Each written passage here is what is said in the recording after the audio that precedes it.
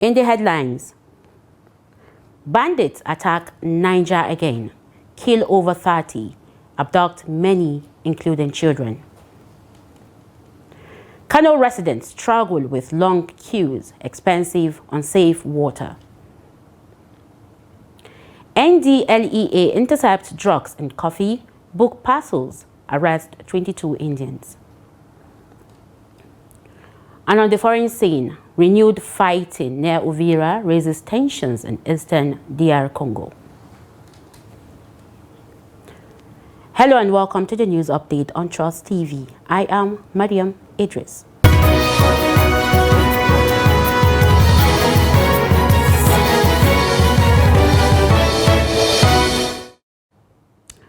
At least 30 traders, including women, have been killed in a brutal attack on Kaswandaji Market in Demo Community, Bargu Local Government Area, Niger State. The attackers, reportedly coming from the nearby National Park in Bargu Local Government Area, struck on Saturday around 4:30 p.m. and continued their raid until early Sunday morning. They looted food items and valuables worth millions of naira before setting the market ablaze. A resident told Daily Trust that over 50 people were tied and slaughtered, while several others were kidnapped during the attack, which occurred in broad daylight and went largely unchallenged.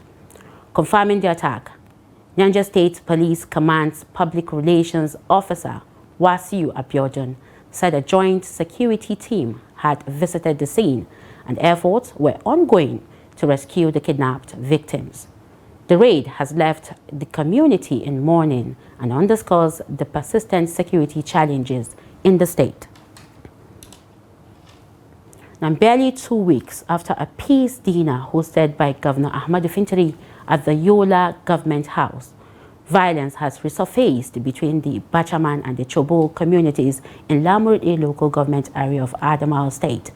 3 women from the Chobo community were reportedly killed on Saturday while working on their farms near Tigno village, following an attack allegedly carried out by suspected Bachaman militias. Confirming the incident on Sunday, the Adamawa State Police Command spokesman Suleiman Nguruje said the victims were attacked during the renewed hostilities in the area. Now, according to him, 2 suspects, William Joshua and Ezekiel Luca, both residents of Tigno, have been arrested and are currently assisting the police with investigations. Police also recovered 29 rounds of live ammunition, 1 AK-47 magazine, 90,000 naira cash, and other offensive weapons from the suspect.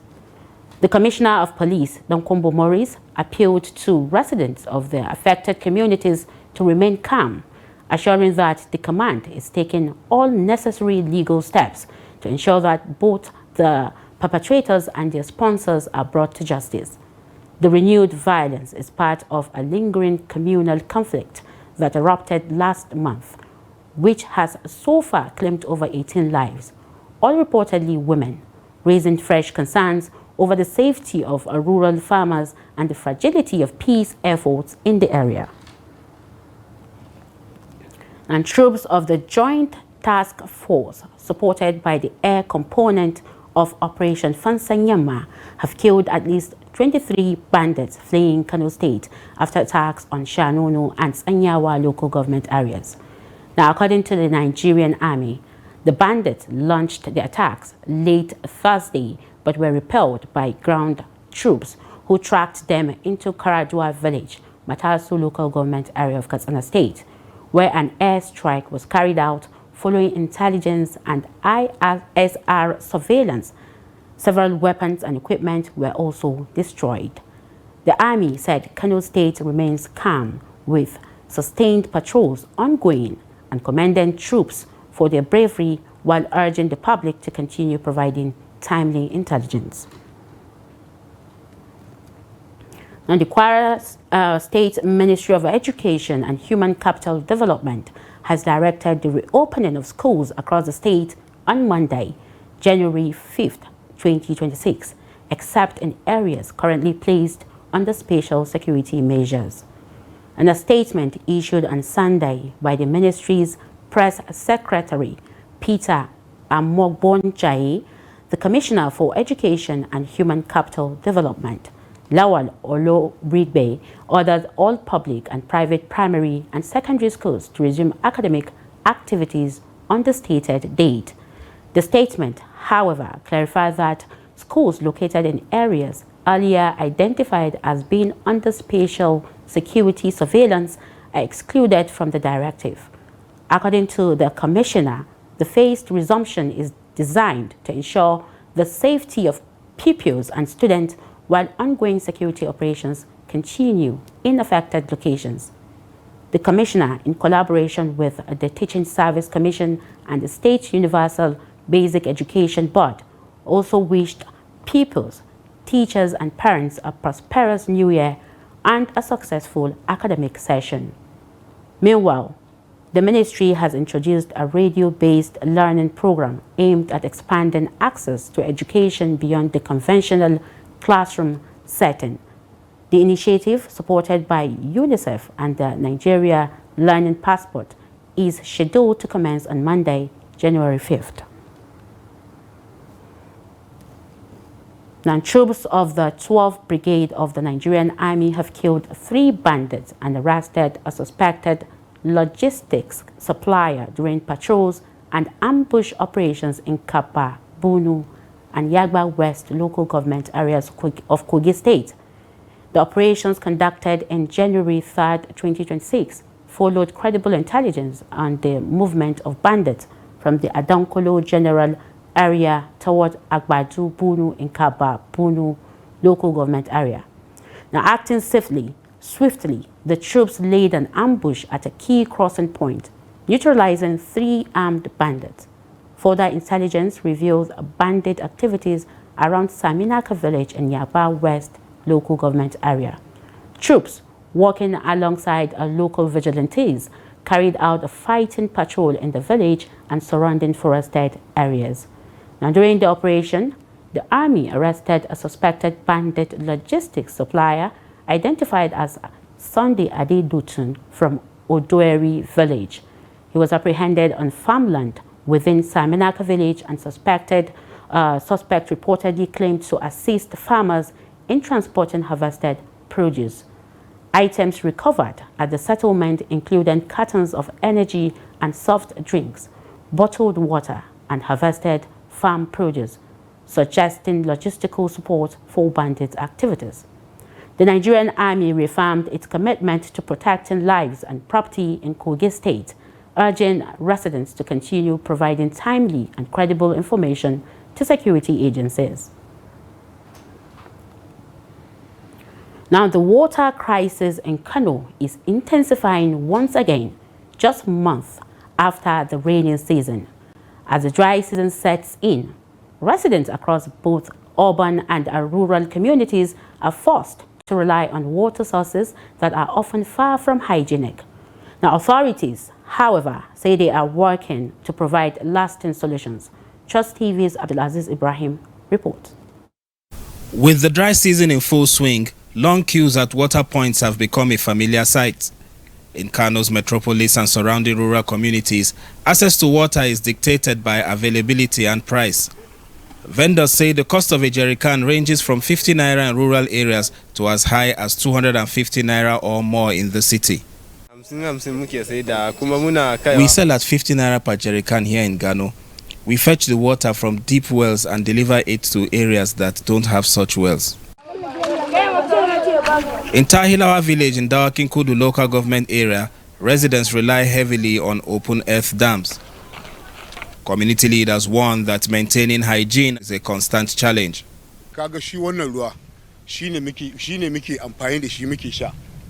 This water is what we drink. You can see it is surrounded by houses, so we discourage people from defecating nearby because it pollutes the water. Families that cannot afford to buy water must take this water home and treat it before they can use it. In Tahilawa, this is the only source available for domestic use, while part of it is also used for bathing and washing. We need help in providing better sources of water. This well water is the best we have, and we use it even for cooking. Within Kano City, residents say water quality varies widely. Cleaner sources are often far away, making them more expensive. From here, we transport water to distant areas. We supply water at 150 naira to 200 naira within the city.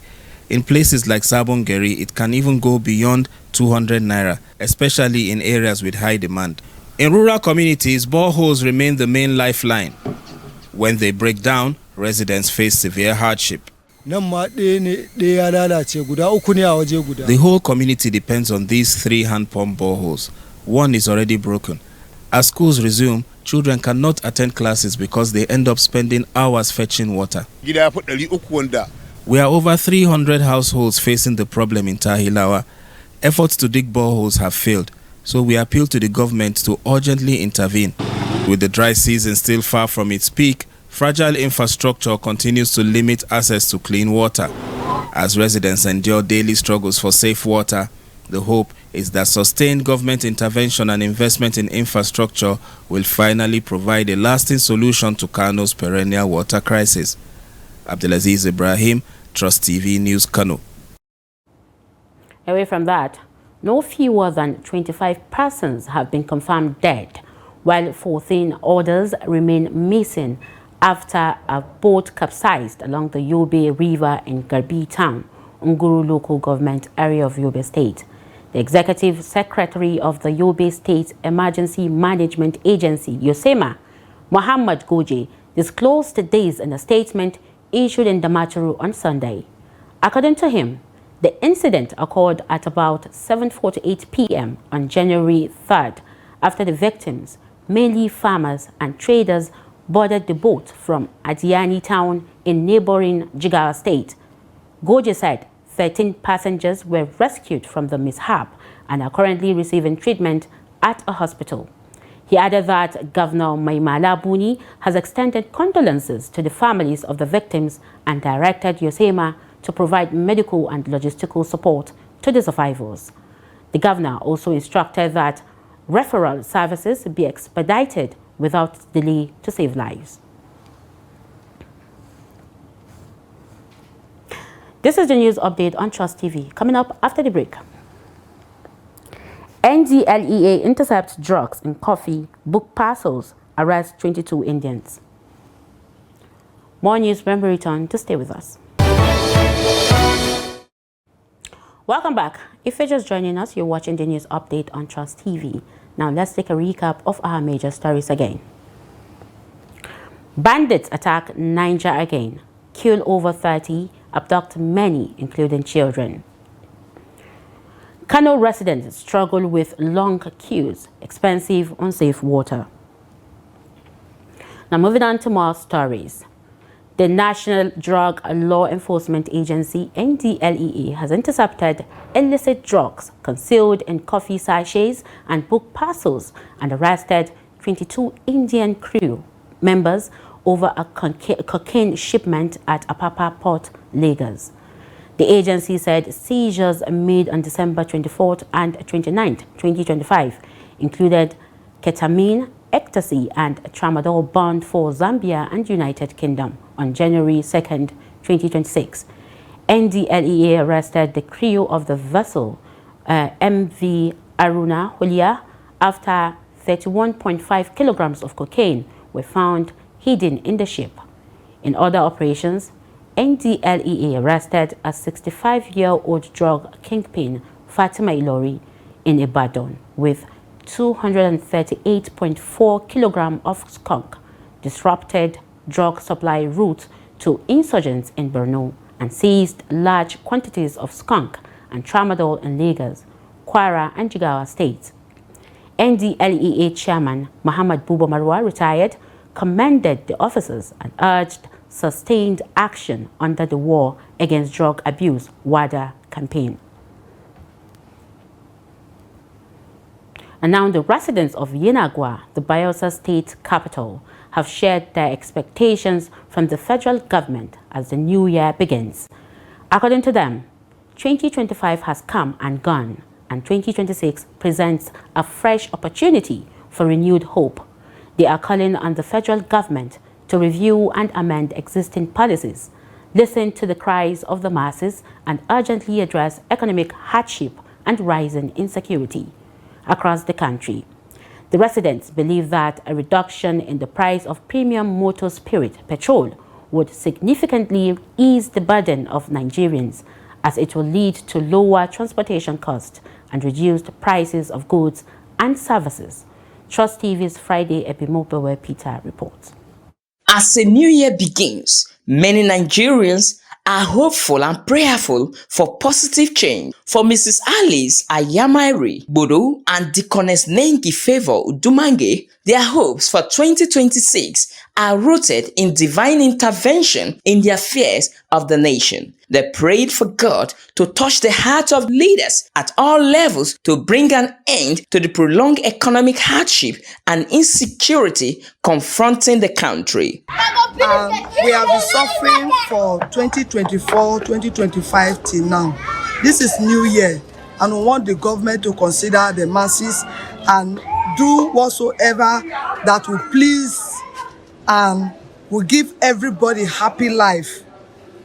The economic, the things that will make the masses to live well. As well we want as the government to do all those things, especially the fuel. By the grace of God, when this fuel come down, and maybe all the meat, the rice, every foodstuff, gari, everything will come down. I expect that the federal government, God should touch them, that they should turn around and make things to be better for our country.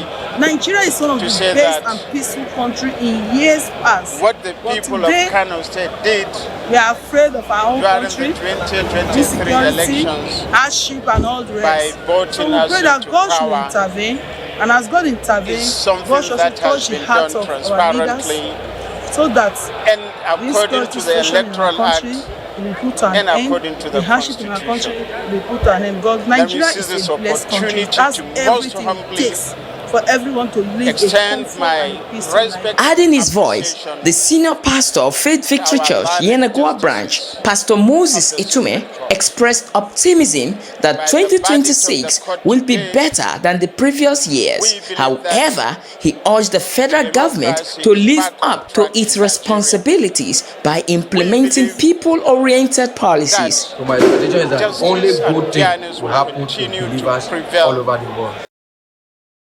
The Bible says that the government shall be upon the shoulder of Jesus Christ. So as believers I'll be praying, this is a year, I believe, the year of answers. And the government will do the needful. And there are some times when government will be ignorant. The Bible says we should pray for them.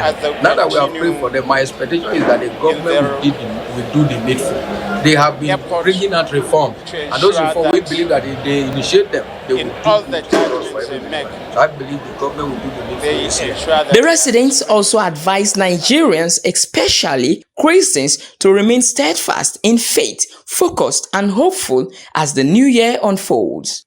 From Yenagoa, Friday, Ebimobewe Peter, Trust TV News. Now, residents of Apiapumtet and other communities in Abubra local government area of Cross River State have raised concerns over a possible cholera outbreak, blaming acute shortages of clean and safe drinking water. Abubra has been a recurring hotspot for disease outbreaks, particularly cholera, with poor access to potable water, identified as a major risk factor. Between 2022 and 2023, the area recorded about 638 suspected cholera cases and 17 deaths, ranking it among the worst affected local government areas in the state. And former Commissioner for Special Education, Castro Ezama, said over 60 communities in the local government lack access to clean water, forcing residents to travel long distances daily in search of water. He described the situation as especially severe compared to many rural areas across the country. Similarly, Francis Obeng, youth leader of Ochon community, warned that most available water sources pose a serious health risk. Residents have appealed to the state government and the Obubra Council to prioritize portable water supply to avert another public health crisis. Responding, Obubra local government chairman Kingsley Arikpo acknowledged long-standing challenges with water access, sanitation and disease prevention. He said improving water, sanitation and hygiene remains a top priority, but raised concerns over vandalism, poor community ownership and the durability of water infrastructure, calling for better protection and supervision to ensure sustainability. In business, developing countries, including Nigeria, are grappling with a historic debt burden, with total external liabilities reaching $8.9 trillion in 2024. According to the World Bank's 2025 International Debt Report, between 2022 and 2024, these nations paid $741 billion more in principal and interest than they received in new financing, marking the largest shortfall in at least 50 years and putting intense pressure on public finances. The report noted that while some relief came in 2024 as global interest rates peaked and bond markets reopened, the situation remains fragile. Countries avoided default by restructuring $90 billion in external debt, the largest annual restructuring since 2010. Private bondholders contributed $80 billion more in new financing than repayments, though at steep cost, with interest rates averaging around 10%, roughly double pre-2020 levels. World Bank Group Chief Economist Indamate Gill warned global financial conditions might be improving, but developing countries should not deceive themselves. They are not out of danger. And on the foreign scene, fresh fighting has heightened tensions in Eastern Democratic Republic of Congo, with clashes reported around Uvira, a key city in South Kivu province. The violence erupted on Saturday in several communities about 10 kilometers south of the city. The clashes involved Congolese government forces backed by local Wazalendo fighters and AFC M23 rebels allied with Twahwahenedo armed groups. Multiple United Nations reports indicated that the rebel groups are supported by Rwanda, an allegation Kigali has repeatedly denied. Residents reported intense gunfire and explosions in Kigongo and surrounding areas, with the sound of heavy weapons at times reaching residential neighborhoods within Uvira. Although activity continued in the city center, insecurity in nearby localities triggered fresh displacement, with families fleeing towards Uvira for safety. Many displaced persons are now taking shelter in churches and public buildings, where access to clean water, food, and basic services remains limited. Now, civil society organizations warn that the humanitarian situation is worsening as the number of displaced people continues to rise. Local civil society leaders have appealed to all parties to respect existing peace agreements and implement an immediate ceasefire, stressing that urgent need to protect civilians and enable displaced communities to return safely to their homes. In sports, Nigeria will seek a record 18th Africa Cup of Nations quarter-final appearance when they face Mozambique in Monday night round of 16 clash in Fez. The three-time champions boast the tournament's most medals and have failed to reach the last 8 only 3 times in their history. The Super Eagles were dominant in the group stage, winning all 3 matches to earn Coach Eric Chell top honors, but are wary of an upset after past experiences against third-placed teams, Mozambique, making their first ever knockout appearance, have shown resilience and could pose a threat. Nigeria are expected to welcome back key players, including Victor Osimhen, Wilfred Ndidi, Alex Iwobi, and Ademola Lookman, as Chell insists the team must switch fully to knockout mode to avoid complacency. And with that, we've come to the end of the news update on Trust TV. Do not forget to follow us across all our social media platforms and also join our YouTube live stream for more news. I am Maria Medris. Thank you for watching.